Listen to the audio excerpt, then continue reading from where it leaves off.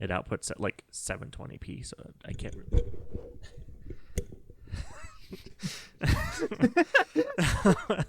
I swear this mic. Okay. Anyway.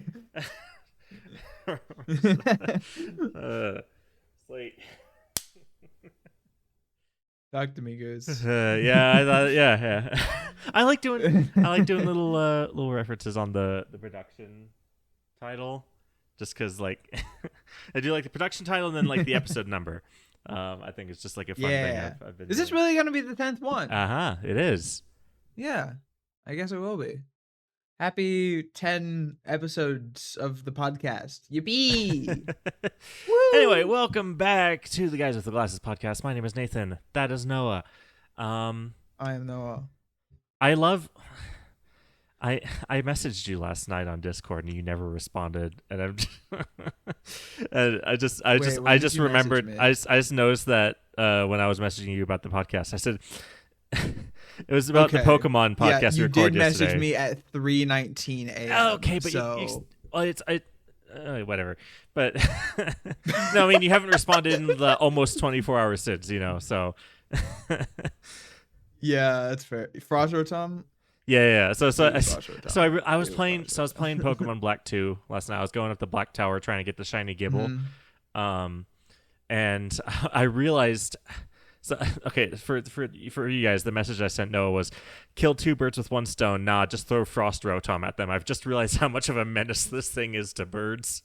Cause think about it for 1 second. You've heard of 4 times weakness. Now imagine like dual wielding super effective types like Glocks. Yeah. Yeah, both being stab. Yeah. With a high speed. Yeah, Frost Rotom's just Rotom form. Frost Rotom's just like ice, lightning, birds are gone. Die. Anyway, just a random thing I wanted to bring up. Today's discussion is actually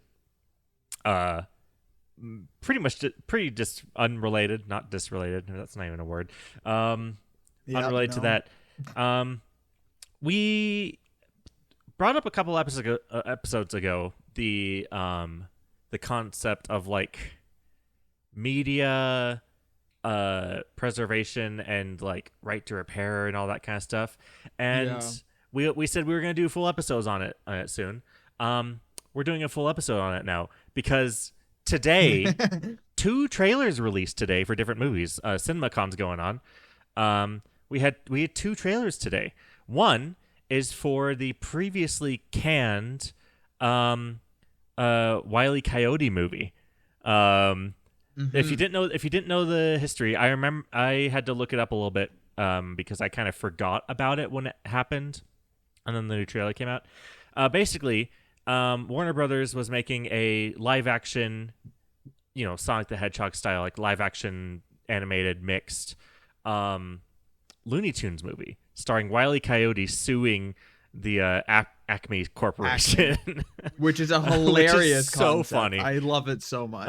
And John Cena's in it, and John Cena is so funny, and like he's one of those actors that can be in these like lower budget, like not super serious movies and just really make it work. Like run with it. Yeah. But if you didn't know, Warner Brothers was originally going to can this movie for a tax write-off. They did this with Batgirl. Famously, they did it with Batgirl. The movie was complete, or like pretty much almost complete, and then they, for a tax write-off, because corporate America, you have to make more money than you did last year. Like being stable is no option. You have to keep growing infinite. The line must go up infinitely until everything crashes around us. So that's fun. But famously, Batgirl was pretty much almost done. And then they just like deleted the movie from their servers and called it a financial loss. And didn't even tell the director. They didn't even tell the director. The director found out about it, and then went to try to pull it off of the servers, and it was gone. Like that, the movie doesn't exist anymore. Not even in a Warner archive. It's not even the case. It's not even the case of like, the Disney vault of like they just have it. they have it set aside to release it at a future date. They No, just have it in cryo no, sleep, because essentially. just It's just so that they could have a gone. quarterly report higher than the last quarterly report, they destroyed the movie. Period. Without telling the director, that was a really high profile one. But anyway, movie studios these days have not been very kind to their own movies. No, And not so at they all. were gonna do the same thing to this Wile E. Coyote movie, and then Congress stepped in. Congress did a good thing for once. Congress did something good. Congress stepped in and said, "Hey, you can't do that." I don't know if they made it explicitly illegal to do that in the They future. probably just struck it down individually. But anyway, so that movie was saved from obliteration. It's a huge win for like art preservation and media and stuff. And the trailer just came out today, and the movie actually looks good too. It's not even just like it's one of those movies that like you'd probably want to see just for like the historical sake of it, like I'm not the biggest like Looney Tunes fan necessarily, but like this movie looks really good and really funny, and the whole marketing scheme is playing it up that they were like releasing this movie, like releasing the files, as in real world, releasing the Acme files. Yeah, that's like in the trailer. It's like in the warning trailer to the rest of the Acme employees. and it's and like one of the like before the trailer came out, like I think it was the director who was like, as part of like this marketing thing, is like if I get crushed by a piano, like a cartoon piano, or if I run off a cliff or something like that, that's the kind of thing that some people have said in real life about real situations, that if they happen to disappear for some reason, not to believe the story. Just know, yeah.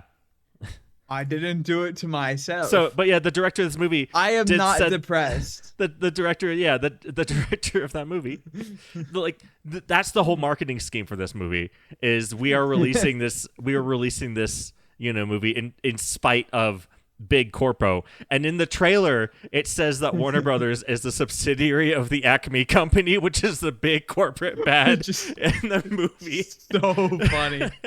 So like they're like, no, but it's not Warner Brothers, it's Acme. No, they do explicitly say it. No, it's in the logo. The Warner Brothers logo in the trailer flips to like the WAB or whatever, like and then it zooms into the asterisks that said a subsidiary of the Acme Corporation. So yeah, that's what I mean. It's like the big bad corporation, the top level of the big bad corporation. Don't worry, it's not Warner Brothers. It's Acme. Yeah. Anyway, it's Acme. Just the fact that this movie exists is great. It's great for artists. Yeah. And it looks great. I'm gonna watch it when it comes out. Then another trailer came out today, featuring an AI generated appearance by the late Val Kilmer. Apparently leading this movie. Apparently it's an hour and 17 minutes of this movie features an AI Val Kilmer. And the trailer looks like they AI generated more than just Val Kilmer. And it's like yeah, it looks like the whole thing. It just looks. It's so I don't know if it was uncanny just and stuff. It's how I was watching it. Even the text looked a little weird in some spots. I don't know. Anyway, the movie's called As Deep as the Grave. Yeah. And it's apparently this Val Kilmer starring, or AI Val Kilmer starring as like a priest in like a Native American preservation or something like that. They've got like old like Ford cars, but they also are like fighting with. Which Native also just sounds Americans. like. Which also just sounds, maybe I'm just biasing against this movie just with the premise, with what they've done with, but also like just like having this like Christian priest going to the Native Americans seems a little culturally insensitive. A little bit. Just a tiny bit. Yeah. Or at least, Although I'm or not it just overly surprised. depends on what the movie. I'm not going to watch the movie if they No. there are ways to do that sensitively, obviously. Like I know, my mom really likes Dances with Wolves.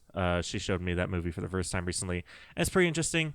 But like, you know, like there are ways to have uh avoid kind of white savior complexes in these kinds of movies, but Yeah. because of how they're making this movie, I'm not giving them the benefit of the doubt that they're gonna portray that topic It, very well. the people who tend to get white savior complexes and display white savior complexes are also the kind of people who tend to want to put AI in movies.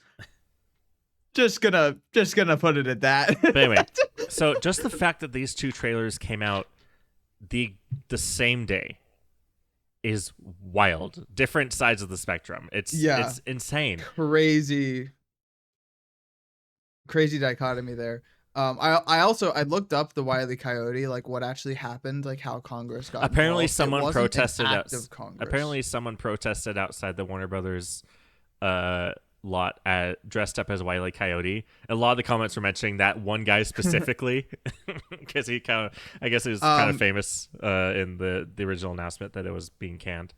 Yeah, there was Texas Representative Jack, I think I'm saying it right, Jacqueline Castro, who is a Democrat from San Antonio, and I've got an ad.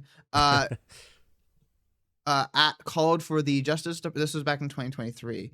Called the Justice Department and Federal Trade Commission to look into the studio, and called it predatory and anti-competitive. So they called for a federal investigation.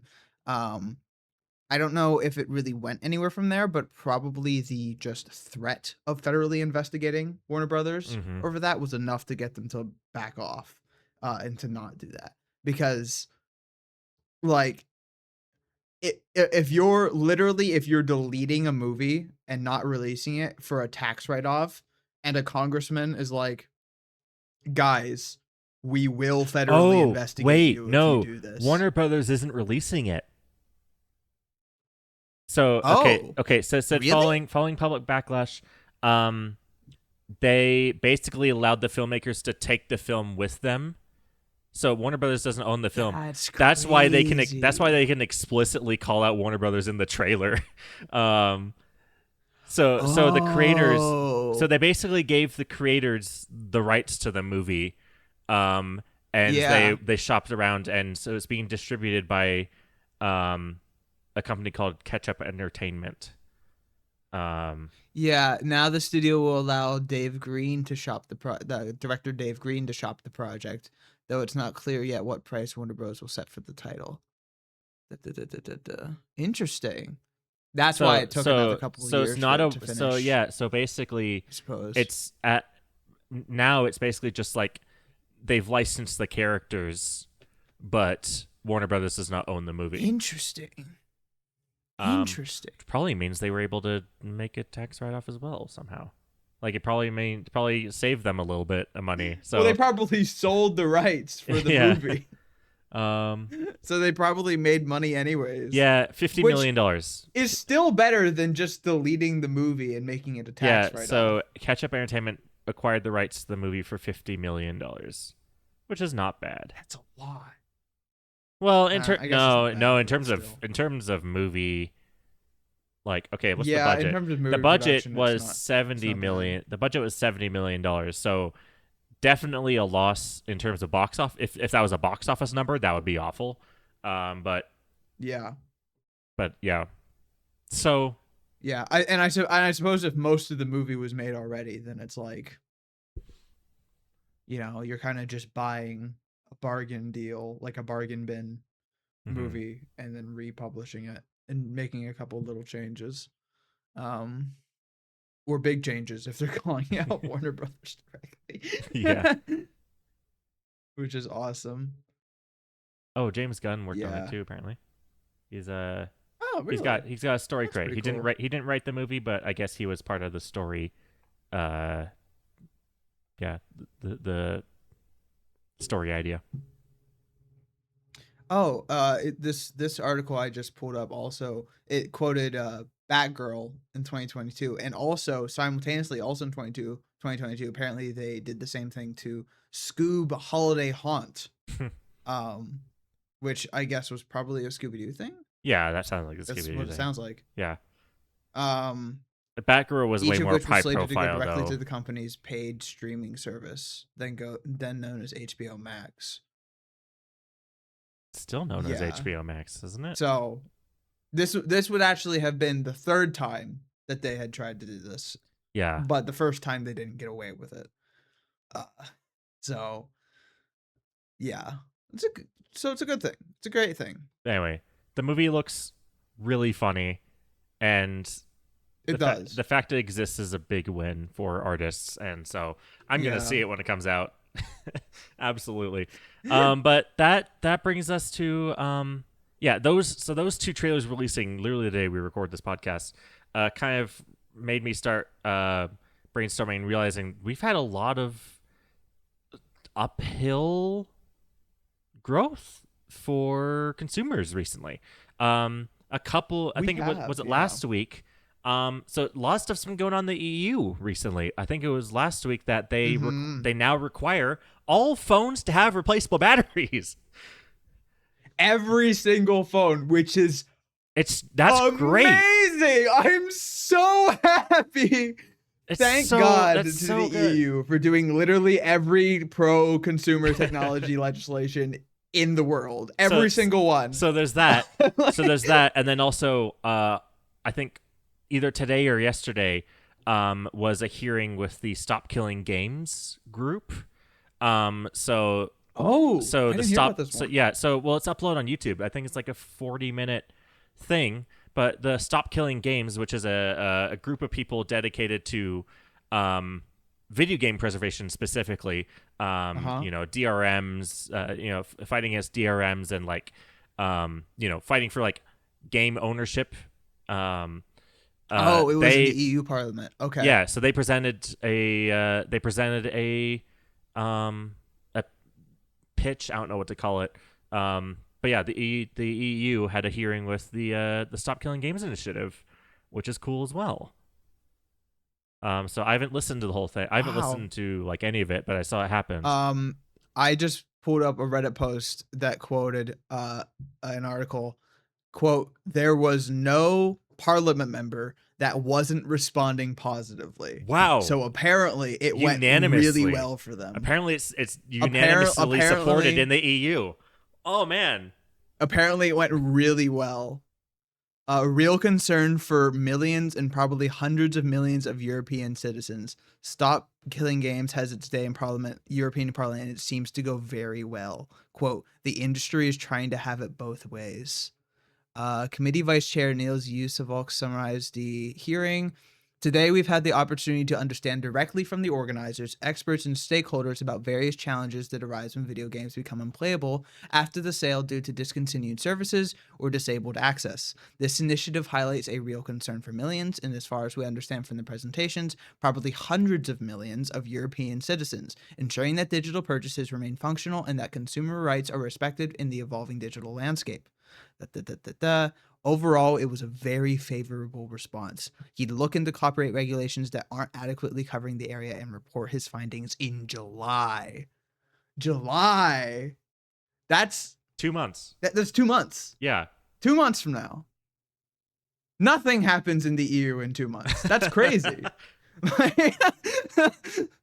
Cuz that's awesome. Yeah, which kind of brings up like the like obviously when you're talking about media preservation, piracy comes up quite often in conjunction with it. Mm-hmm. And I thought that would be important to kind of bring up because, I mean, just in our last episode, I mentioned I have free copies of Pokemon Emerald and Pokemon Mystery Dungeon Explorers of Sky on my 3DS, which is, I looked it up. Pokemon Mystery Dungeon Explorers of Sky runs anywhere from like $140 to $200 on eBay.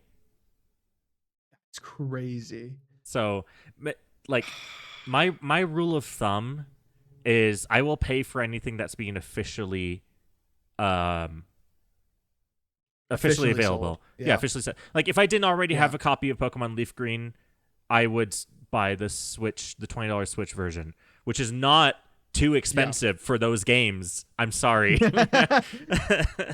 It's not bad. It definitely could be a lot worse. I Let me don't see what complain. Pokemon Fire Red and Leaf Green are going for on eBay. I'm just glad that the Nintendo company, that Pokemon is like tending. We talked about Pokemon earlier, but I'm just glad that they're tending towards. It seems that they're releasing, um, those older games whenever they do re-release them, which they're doing more and more now. Mhm. They're not just putting them on Switch Online, The which I first hated listing, when they did that. the first listing on eBay for an authentic Leaf Green copy is $200. So That's crazy. and That's and with crazy. Pokemon Home support and the Deoxys and Ho-Oh-Lugia events, like the event like distributed Yeah. things, like it's Which not. those would have been It's like codes that you had to go to like yeah, yeah, GameStop yeah. for or something, right? Like you wouldn't Yeah, necessarily get they those. are like unavailable now. Um, so you Yeah. can get Deoxys and stuff now. Like so, yeah, $20 for Fire Red and Leaf Green with the events and home support, It's guys, not that bad. guys, Yeah. guys. Anyway, but yeah, that's kind of my rule of thumb. For you know, paying for media versus finding other ways to get it, is if it's being officially sold by Nintendo or the companies or whatever, if it's officially available, Yeah. then I will go the official route. I'm not someone who's just doing it to get these for free. I'm someone who's doing it because the other option is I just don't buy them at all. Like I'm not going to pay $200 for Explorers of Sky. I'm sorry, it's just not. It's yeah. Which brings me Yeah, to frankly, I'm not doing that either. yeah, which also brings me to a fairly controversial news. Like there's okay. What's this? It's like 5 news things today, or not today, but like in the last couple of weeks that I thought were just kind of compounded into let's make a podcast about this. Avatar: The Last Airbender, the entire movie leaked online. Yeah, and which it is crazy. and it is And it was an internal leak too. It wasn't Yeah, a yeah. break-in. Someone someone the inside the team company was just leaked like, it. I have the whole movie, and they sent it to one of their friends, who sent it to one of their friends, who sent it to one of, and then it was just on Twitter or on Reddit or something. Yeah, which was crazy. which the discussion around the Avatar leak has set up a storm. Because there's a lot of different points of view about this. First off, there's the people who just want to watch it for free, who just don't want to be patient, who just want to watch it for free. You do you, I guess. There's the people who are wanting to stick it to big corporate Paramount, who's politically not in the best position either. Yeah, right now. Paramount's buddy not with great, to be fair. Paramount's buddy with not so great people. I'm almost in that position where I might just, but I've never even seen the actual series, so I don't know if I need to do that before I watch. I know. I've never. You need to watch. I watched like the first. It's going to be 10 spoilery. episodes. It's going to be spoilery. I know. I've kept myself isolated from it. I don't know much about it other than like the names of a few of the characters. Yeah. But well, so yeah, the thing is, the movie itself was already controversial before this leak happened because I mean it's a big budget, like animated. Avatar gets the cinematic. Yeah. It's an animated movie, so it's got a big budget. Period. I'm not sure how big. How big is the budget? Legend of Aang. Budget. After Aang the Last Airbender, I don't see a budget. It's probably not out yet. I found reported budget of 80 million USD. Yeah. But so which they actually it's not terrible. They recast like all the original actors to be like who have grown up now. Right. Yeah. Well, no, but they're adults in the movie. They can play them in the movie. Like that there's no issue with that's not what they did?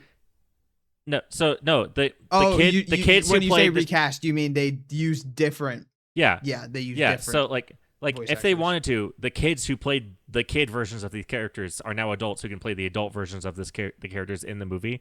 That's no problem. They basically recast everyone to racially match their characters, um, which is like I get wanting to do that. Like, yeah, I get.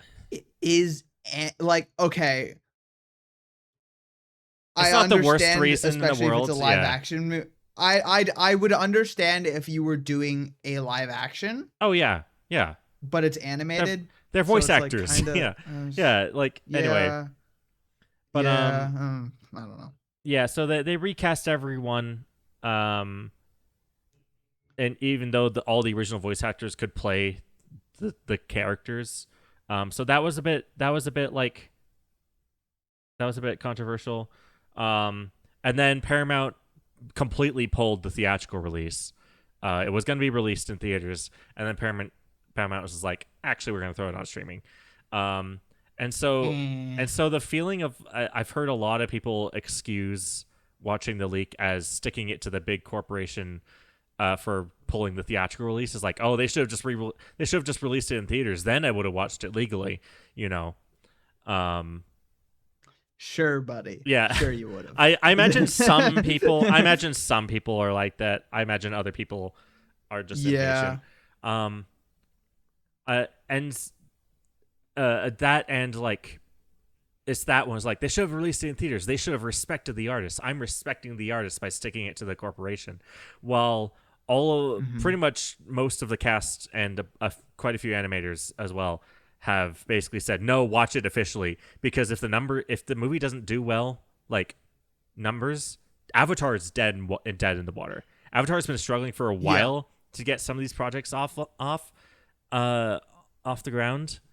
Um Avatar's dead. A lot of people have said like, okay, if you want to respect the artist, if you want to respect Avatar and what it stands for, um, you need to watch it officially. And I know if some people have said like, if you really can't stand giving money to Paramount, that's fine, but like don't if you were going to watch it anyway on release, don't watch it now. Watch it officially.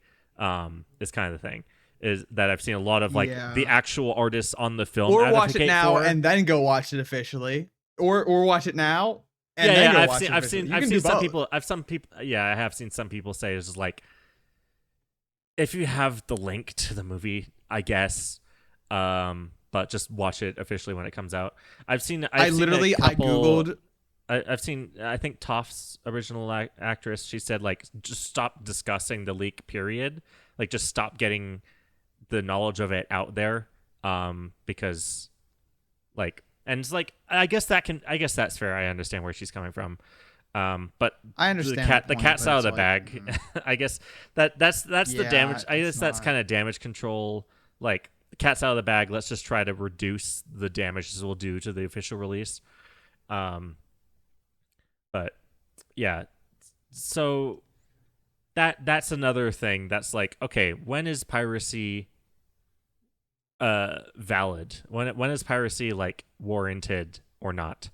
Because this is one of those situations that I don't that has a bunch of different layers. Like I said, Paramount is the big elephant in the room, and if people weren't already going to if people were already going to skip out the movie, I think there's probably no Because harm it's in them being Paramount. able. Yeah, if people were Yeah. already going to skip out the movie because it's Paramount, like I guess this is a plus to them. I wouldn't fault them.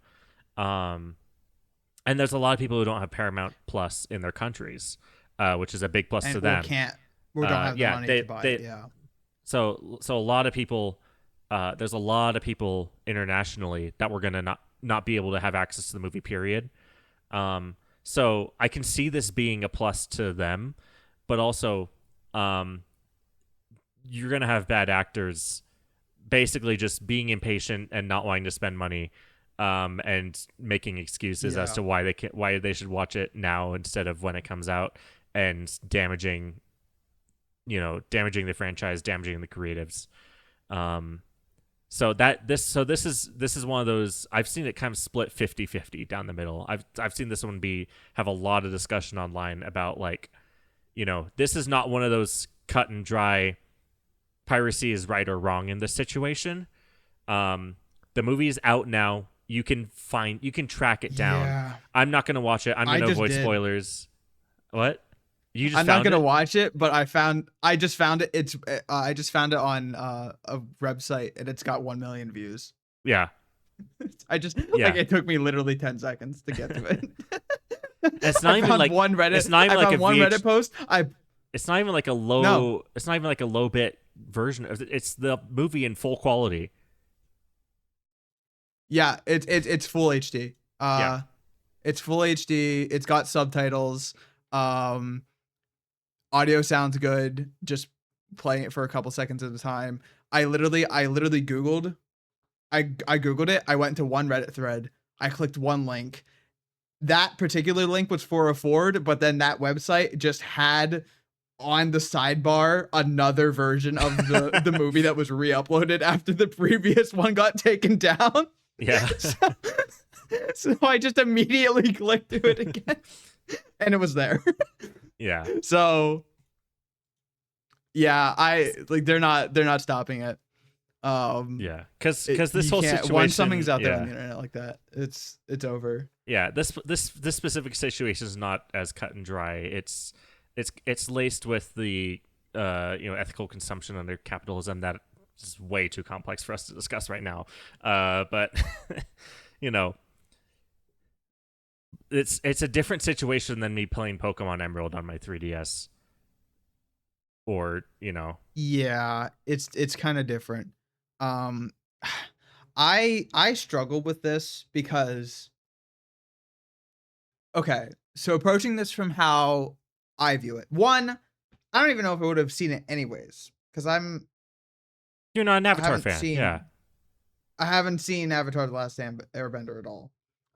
It looks good, so I might actually watch the Avatar animation looks at so least to some good. extent. The animation looks. So I'm the so animation looks. excited. I've seen clips of it, and it looks fantastic. The movie And looks also I've always incredible. liked Yeah. the concept of metal bending. I do know what that Hmm. is.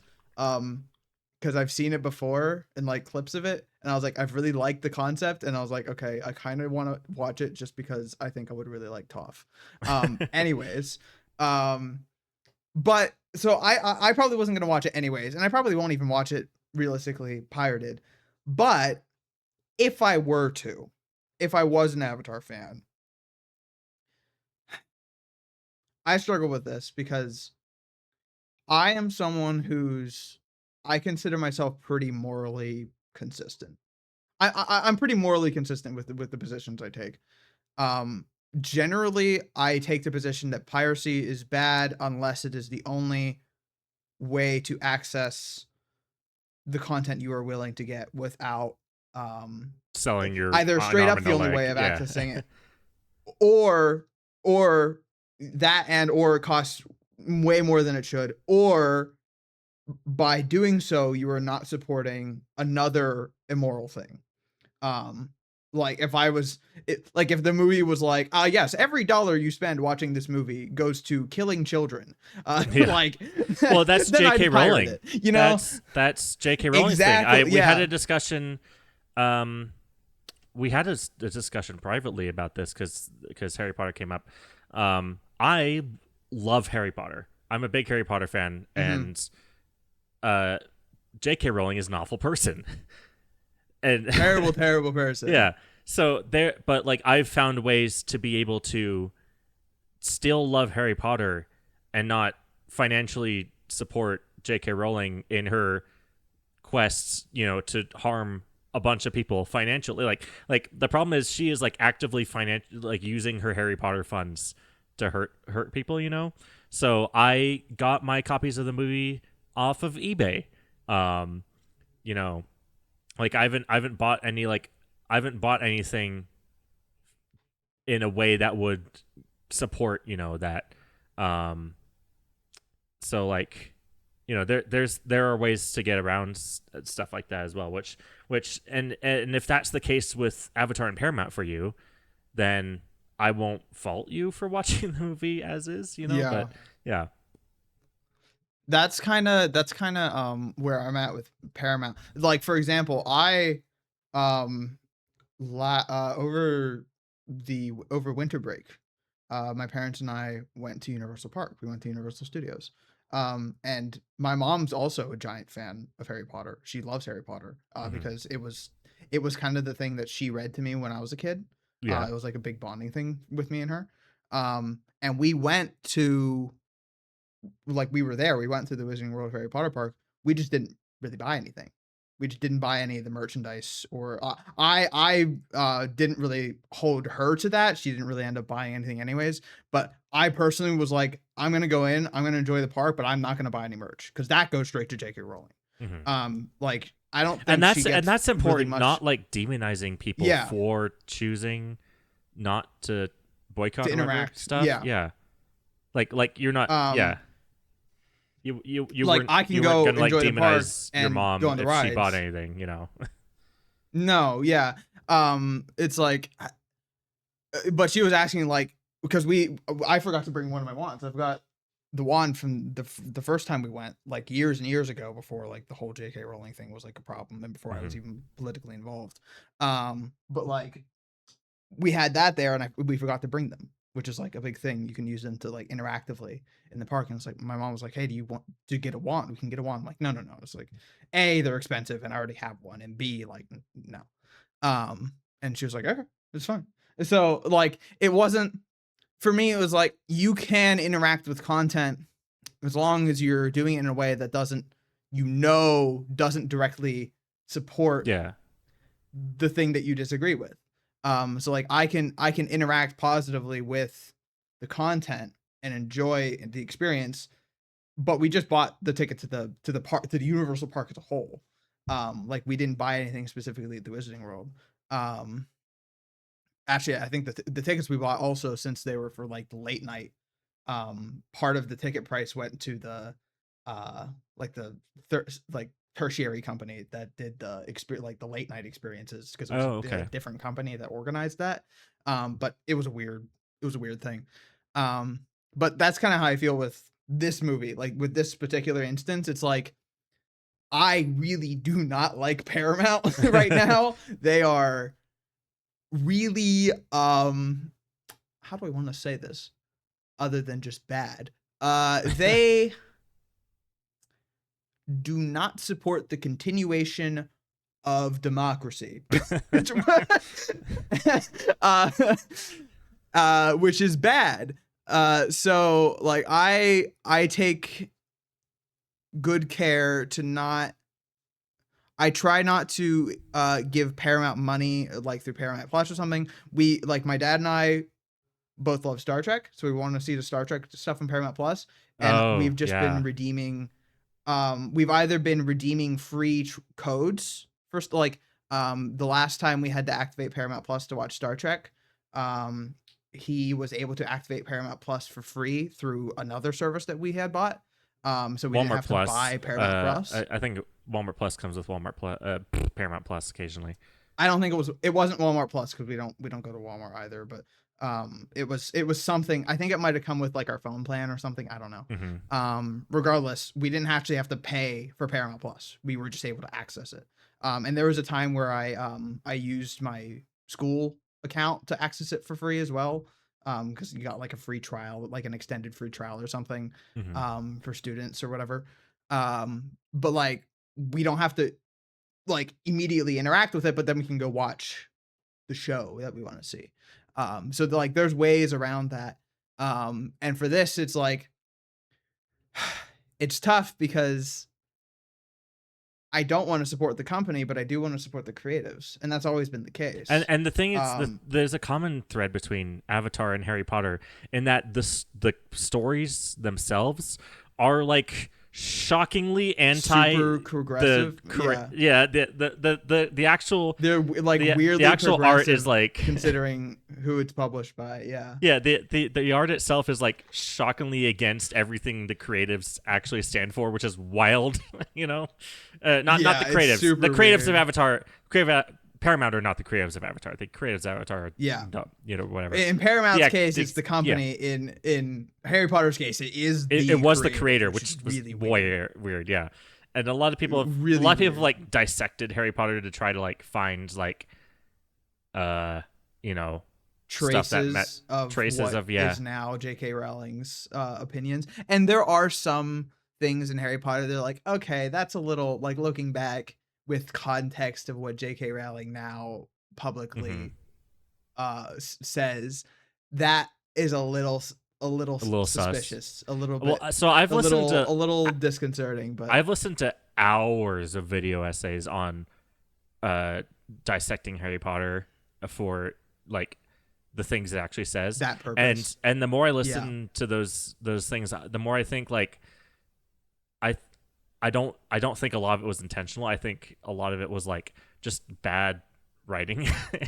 It's kind of well known that like books like 1 through 3, maybe book 4 as well, were like pretty standardly edit, like they had like an editing pipeline, that normal Yeah. authors have to go through. Then after she was massive, she kind of had no people telling her not, no people telling her no with the later books.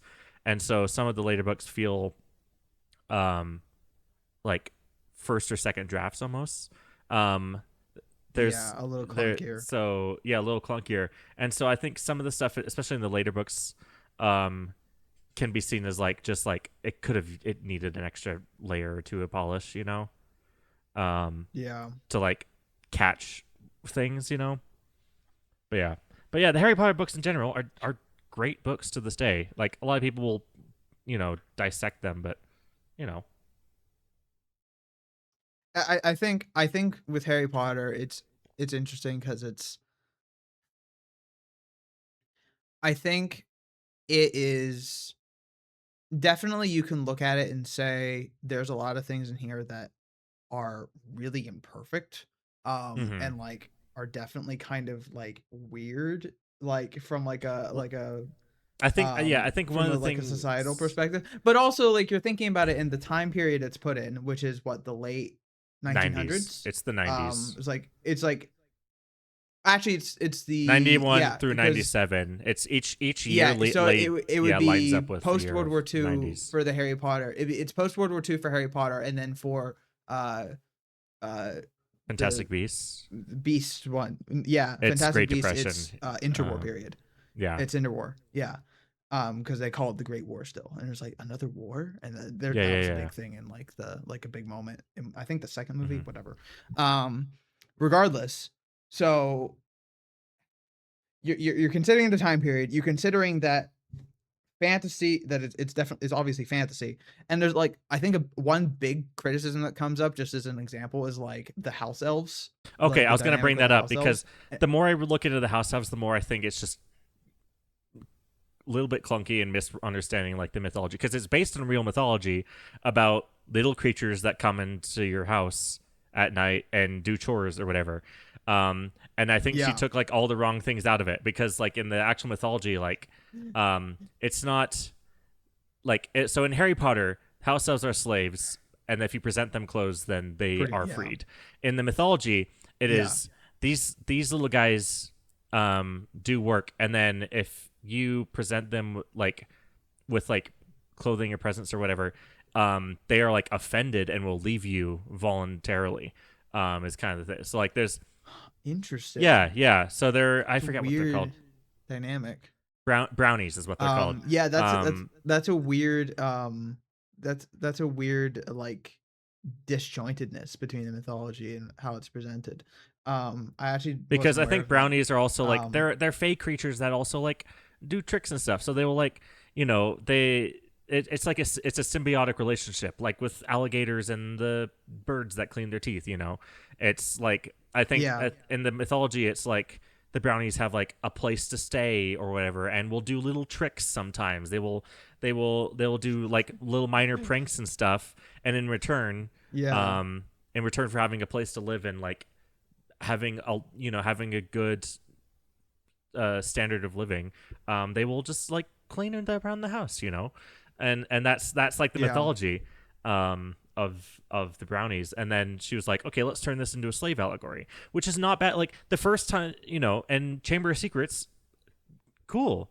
Dobby is that's the only house elf you know of, and And it's clear it's that an like abolitionist. It's with an abolitionist Dobby, story, and it's like cool, yeah, yeah, and it's clear, it's very clear with Dobby that the dynamic with the house elves is a bad one. Like, yeah, and at the end, Dobby is freed by Harry by getting him to trick Lucius. yeah, yeah, Like it's like the line is like, oh yeah, the house elves are enslaved, bad. J.K. Rowling bad, but then you get it's like the bell curve. It's like, house elves cute, and then you go up the bell curve, and it's like J.K. Rowling bad, house elves bad, slavery bad, and then you go back down the bell curve, and it's like, yeah, but it was clearly shown that Dobby was meant to be freed because it was bad. Like, and so yeah. it's Well, like, and a lot of people will point to, like, a lot of people will just ignore the abolitionist stuff, because in the fourth book, Hermione's like really, really annoying about it,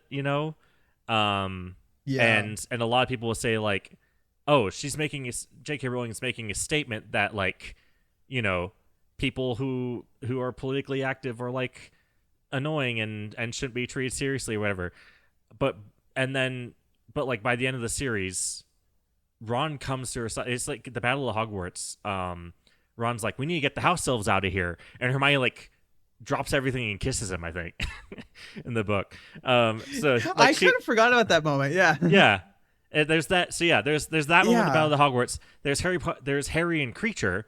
There's Harry like actually treating Creature with kindness and stuff, and Creature like like not a reciprocating that. creature. Yeah, Um, like there's the reason Sirius Black dies in the books is because Sirius was an awful person to Creature, and Creature ratted him out to Voldemort. So that's actually what happened. oh, I forgot about that. Yeah. So Yeah, um, or no, it wasn't. What was it? What was going on? Creature basically like withheld information that would have prevented Sirius's death or something like that. I forget what it well, was. wasn't Creature supposed to give like an early warning if he had seen them coming or Something something? like that, and Creature was Um, just like, no. Basically, Creature was not. regardless, He was not helping Sirius the being mean situation. to Creature backfired in some way. Yeah, Yeah, and Sirius died. But like, and then that is mirrored by Harry being actually like Harry like learning to forgive him, because that's the thing. Like Harry's like, you got Sirius killed. You don't deserve respect. You don't yeah. deserve anything.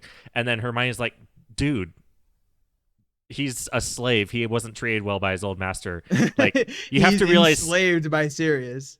Sirius was really rude to him. This didn't come out of nowhere. Yeah. And so that's a important story. And so like they're saying I find it very, very hard to believe that J.K. Rowling believes slavery is good and was saying that through the house elves. I Or at just think least did at the time. Like I just think yeah. I think what happened with J.K. Rowling was a similar thing to what happened ironically with Elon Musk, because for like in the early 2000s and even in the like the early 2010s, Musk was not politically involved like at all. And He's in the behind the he didn't scenes. really say He's in the much. behind the scenes documentaries of Interstellar. they went to Yeah, SpaceX. like Yeah, I was watching. he they went to he SpaceX to wasn't find out. controversial. If you didn't know, I watched all the Interstellar documentaries for our episodes. We did it a little bit ago. But the Nolan actually went to SpaceX and got Elon Musk's help to design some of the specifically the Like the Ranger shuttles, lander. It was the shuttles in Interstellar were like based on SpaceX aesthetics and helped Technology. Yeah. helped with Elon Musk, and like yeah, it was weird to see him in the documentary and knowing him now, but back then it's like, oh yeah, he was just Yeah, like an autistic a god. science geek, like Yeah. There was a point where these people, and I think this really comes down to the money and power bring out the worst in people kind of thing. I think this is really true. Like I truly believe this. I think I think there may have been some underlying biases in people like J.K. Rowling and Elon Musk prior to them becoming like blatantly evil. Mm-hmm. Um, but over time, when they became exorbitantly wealthy and surrounded themselves with more exorbitantly wealthy people and a lot of yes men in their echo chambers where they're closed off, they have one trigger, like one trigger event, and they become very transphobic or something. Like actually that happened for Yeah. both of them. For both of them, they both had a trigger event, and then they just took the wrong thing from it. And because they're surrounded by yes people, because they're incredibly rich, it just perpetuated. Um, and this is the kind of thing that's like, I don't think they necessarily were evil people 10 years ago. I I, Mm-hmm. I don't think that's Yeah. necessarily true. Yeah. Another thing people Like will point I think it to. is really true for both of them that they just kind of like became like money corrupts. Like I think that's genuinely like the root of it.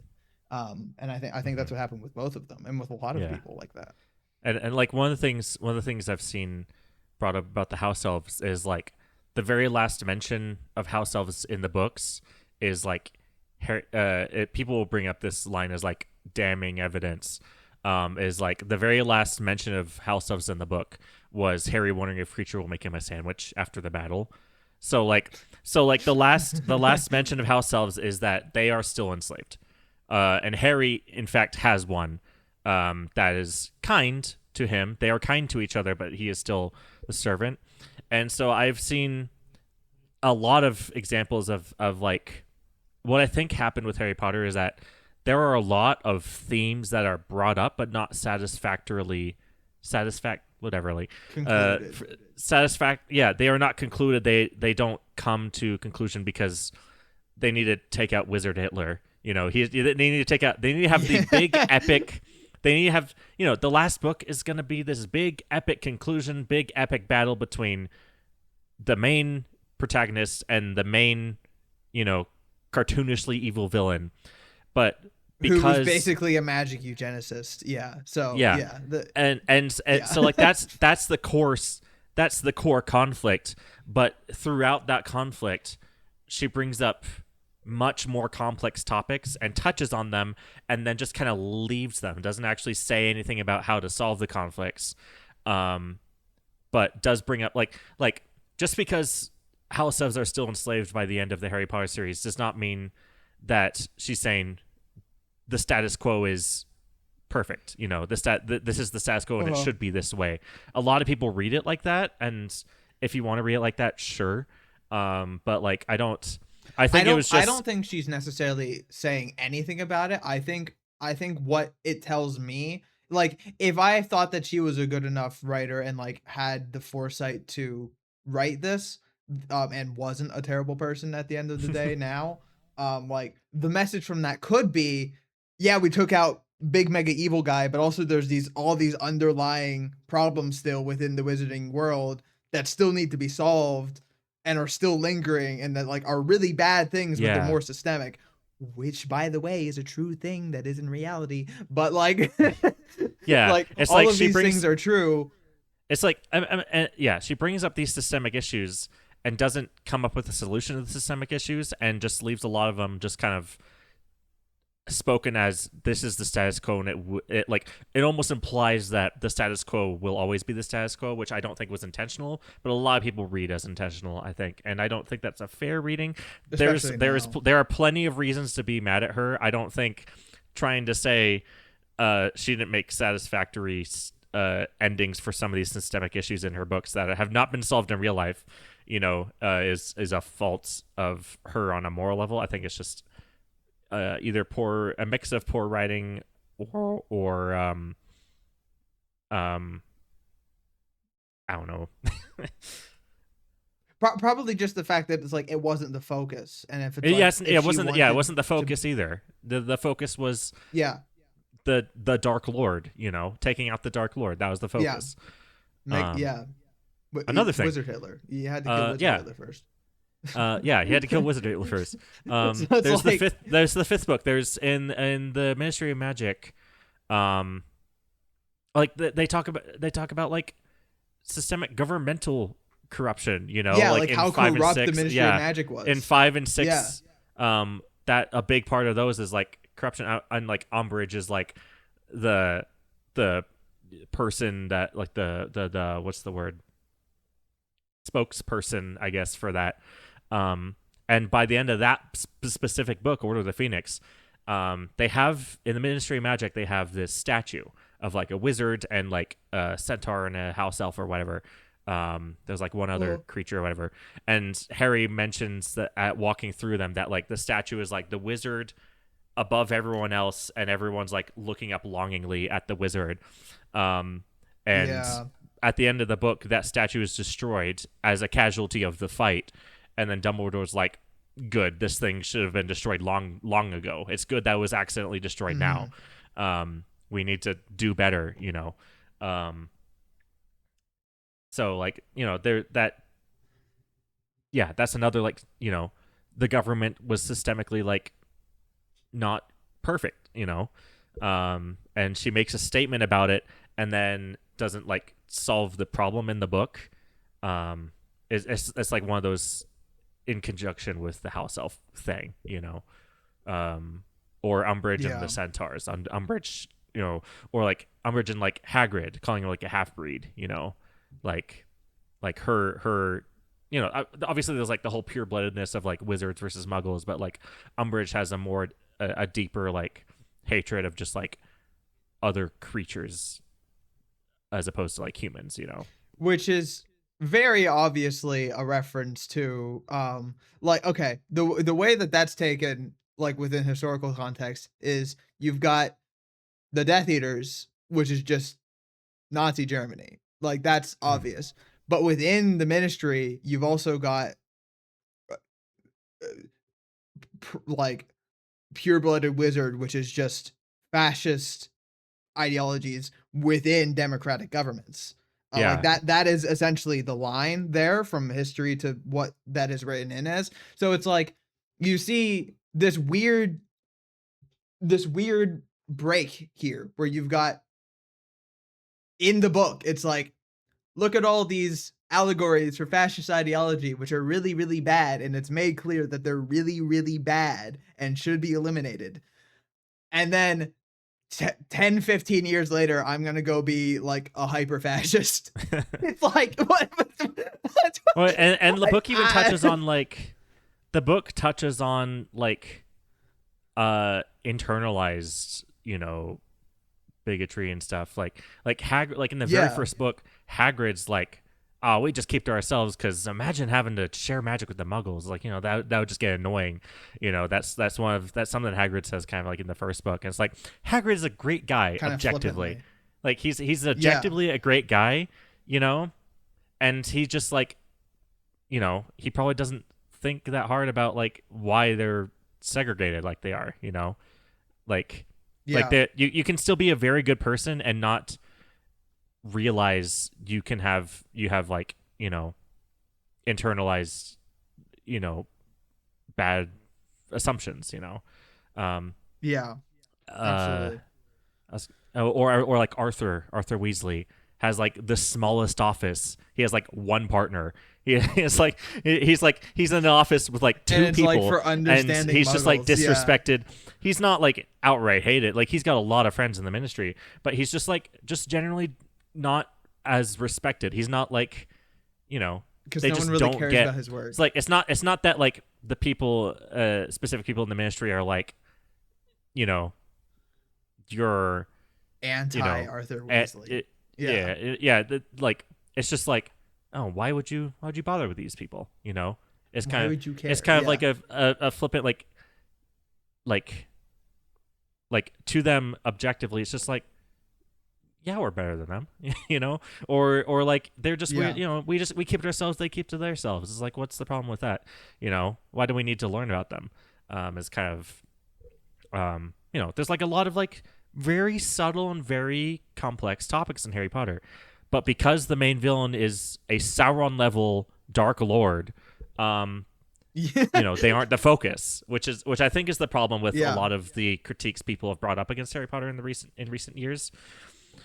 With that said, I don't respect her as a person, and I won't. No, obviously not. Yeah. I'm saying don't let your hatred of J.K. Rowling make you read things into the original works that aren't there. Yeah. And I Anyway, think it's also like, for like, just wrapping that up, it's like that goes along with a lot of other stuff too. And it's like Paramount, hate Paramount.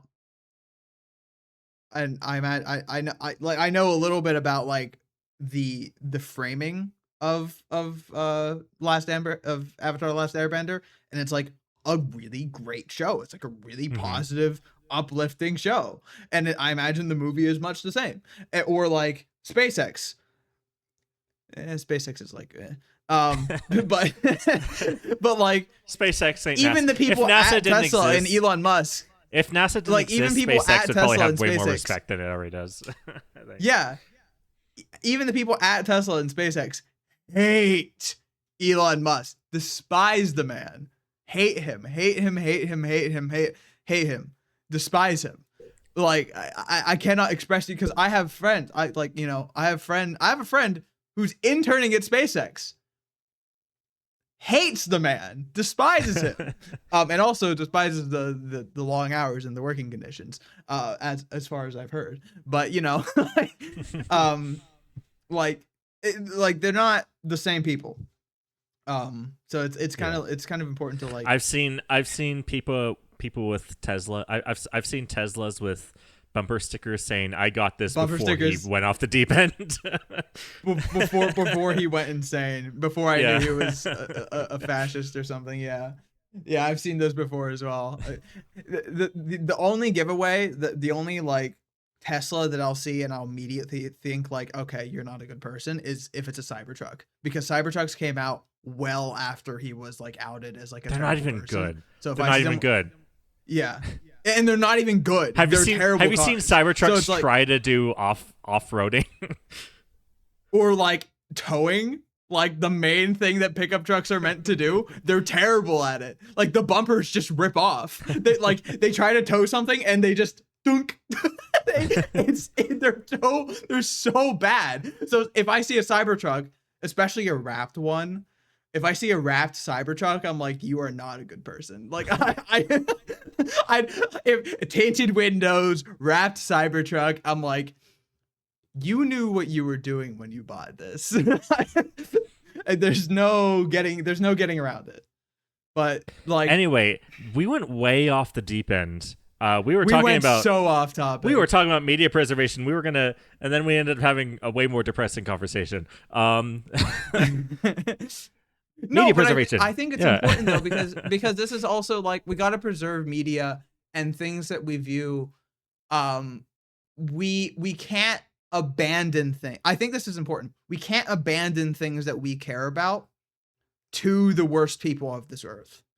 You know what I mean? Like, I think for stuff like Avatar, or things like Star Trek for me, or for Harry Potter, or for like cool technologies with space and with electric cars, we can't just say, oh, there's a bad person who's currently at the head of this thing, therefore we can never interact with electric cars, or we can never interact with Avatar, or we can never interact with Star Trek. We have to reclaim it, not abandon it. Because if we abandon good things to bad people, they have then won. And that's important. That's important to do, because it's like, it's also part of media preservation. Because if we abandon this media and all these different things to bad corporations, bad causes, if we say, oh, all these corporations are terrible, which yes, 90% of them are, but then we're letting them take these things from us. We're letting them make things worse. And so like that, this is wraps around to the argument about piracy. I think at a fundamental level, it is okay to pirate. I'm just saying this straight out. I think it's okay to pirate Avatar: Legend of Aang, whatever it's called. I think it's okay. If you're taking this from the route of, I don't want to support Paramount, but I still want to be able to view this media and appreciate it for what it is. Mhm. Like if that is your moral standpoint, which for me it would be, If you were not I already think it's going okay. to, yeah, if you were not going to buy a subscription anyway, sure, Yeah, go for it. If you were going to absolutely. buy a subscription or you were going to want to watch it in theaters, um, then wait, be patient, and support the actual Or creatives. even that, I wouldn't even necessarily say then you have to go buy it if you were going to do that. I would Hmm. say if you were going to go buy it, take this as an opportunity to evaluate whether you should have. Because now that the discussion's here, you can think like, okay, is this a moral conviction I want to stand on? And that's something you have to decide. But like, it's important because it's like, at a micro level, everyone's like, well, it doesn't make that much of a difference. But like, there's millions, billions of us, and this happens all the time. And so like, it adds up. So it's important to like Hmm. to consider these things because like media presentation, media and technology and preserving all this stuff and keeping it for ourselves for good causes and for good messaging is very very important. Um, and what happens with a lot of big companies is if they start being big evil companies and all of the people who hate the big evil companies stop interacting like just flat out um like start complaining about the things that they're doing but then don't stop giving the money, or even if they do stop giving the money, if it's not a big enough proportion, they'll just make things that are worse for the people who will still give them money, and they'll just keep moving the Overton window down and down and down and down, and the messaging will become worse then. Like that's what that happens all the time, and it happens with other things too, not just media. Hmm. So that's like you either gotta make a stand or you gotta not make a stand. Like there's no it like this middle ground's hard because it gives them opportunity to weasel their way out of the Hmm. problem.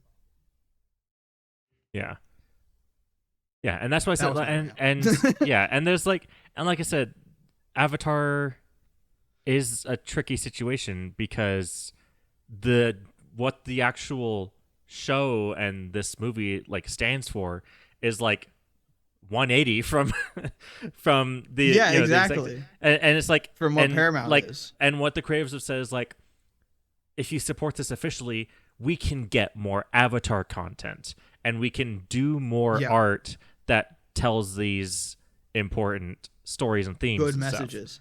Yeah. Yeah. And So that's why and I'm it kind of looks, like if you from what it really sounds like from wanted, the that's why I'm creator's leaning point towards of if you view. wanted to watch this, then you should support this because that's an indication, even if it's to the not good company, it's an indication to that company, hey, we want you to do good things, not bad Yeah. things. Hey, do good things now. Hmm. Because that does like what you purchase rather than who you purchase from also makes a really big impact. Like what media you support is Hmm. really, really important. Yeah. So Um, I'm just kind from of a on the side of messaging like, perspective. I as of now I'm on the side of like, in terms of Avatar specifically, like following the advice of the creatives and saying, "Hey, like like we think putting this story out and showing the big corporate that we want more of this story is worth a month's subscription to Paramount Plus and canceling it immediately, or getting Yeah. for it for free through Or getting Walmart a Plus trial or subscription. something like that, or getting Yeah. Or getting a get a free trial trial. subscription, Free trials watching it. exist, guys. Yeah. Best of both worlds. Free trials Free exist. trial. Free trial, go watch only Avatar, and then immediately log out and cancel it. Then they get the view, they get the statistic of people saying, "Hey, we want to watch Avatar," but they don't actually get the money from it, Hmm. I mean, which is obviously, great. Win-win. Disney is the number one big bad The corporation. bigger elephant in the room. Yeah. Yeah, and like, I'm not gonna stop watching Marvel or Star Wars or Pixar or all these kinds of stuff because Disney's a big bad corporation. You know, I think Yeah. like it, we said we weren't gonna talk about ethical consumption under capitalism, but we're here now. So you know, it's all I'm gonna say is like it's a big gray area, and it's probably not feasible to just stop consuming everything. So you have Yeah. to fight your battles. You have to choose your battles, and um, yeah, Yeah, for me, and I guess I'll summarize my thoughts on this really uh quickly because my view on this is actually quite simple. If you have a moral problem with these things, doing specific frauds at companies is effective sometimes, but really the problem is governmental. It's political. It's a political problem. It's using political. The problem is that we are not using political power to break up these companies and to halt them from doing the things that they're and doing because monopolies and stuff. Yeah, uh, individual localized consumer power is much less effective than using uh, political consumer influence to influence political decisions to which are more powerful than the corporate positions. So you EU, have the to, EU. instead of Look like at the EU. directly Yeah, attacking, yeah, if instead of directly attacking the corporations where you're just hitting a brick wall every time, you got to go around them, go to the government which is above them, influence that, fix that part, and then boom, downstream yeah. effect. These Um, companies are really good at bouncing back after financial losses, like individual financial losses. very good at it. But they can't deny the EU saying put replaceable batteries in the Yeah, phones. and it usually Yeah, yeah, bouncing back, quote, bouncing back from financial losses, by the way. These companies don't have like sovereign wealth like they don't have wealth, they don't have rainy day money. No. That bounce back comes from exploiting their consumers. Like you hurt them, they just hurt us back.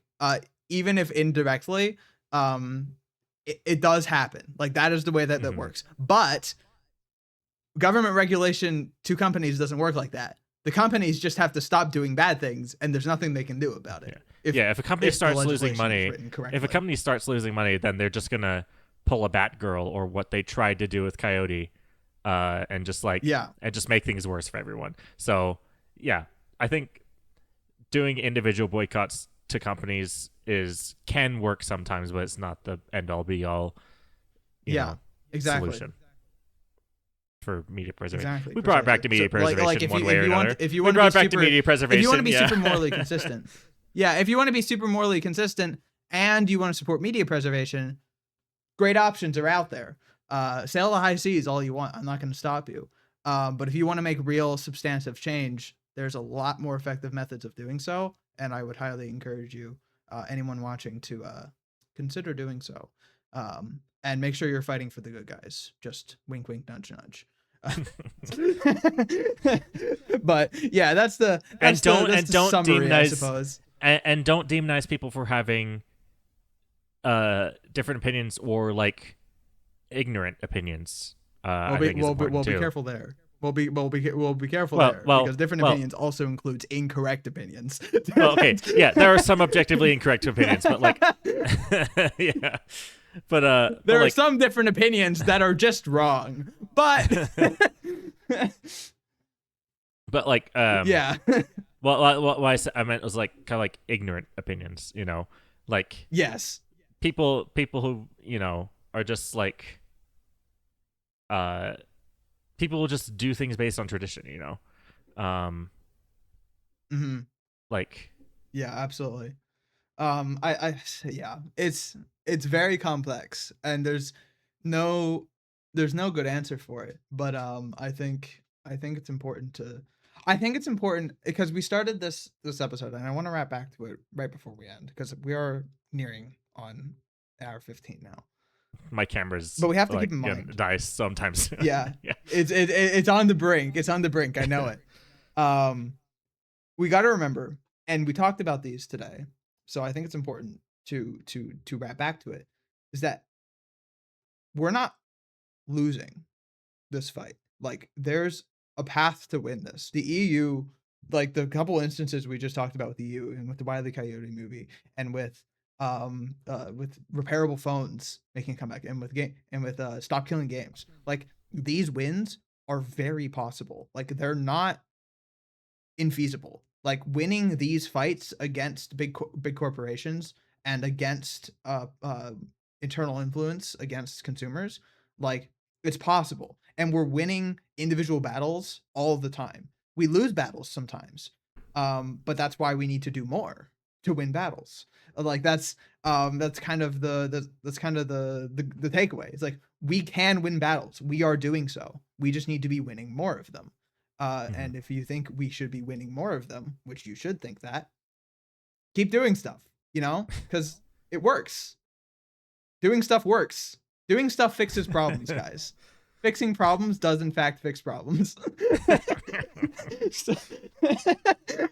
so like there's optimism, there's hope here. There is hope.